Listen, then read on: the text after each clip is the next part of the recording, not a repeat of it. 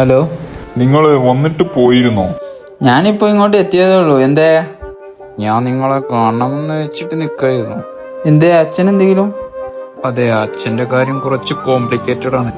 വെറുതെ അനാവശ്യ ഹോപ്പ് തരണ്ടല്ലോ. ആ, മനസ്സിലായി.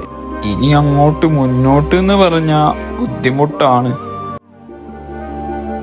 വീട്ടുകാരെയൊക്കെ ഒന്ന് വിളിച്ചൊന്ന് കാണിച്ചേരെ. പിന്നെ എല്ലാവരും ഒരുമിച്ച് വന്ന് പുള്ളിക്ക് അങ്ങനെ തോന്നൽ കൊടുക്കണം എന്നല്ല ഞാൻ പറഞ്ഞത്.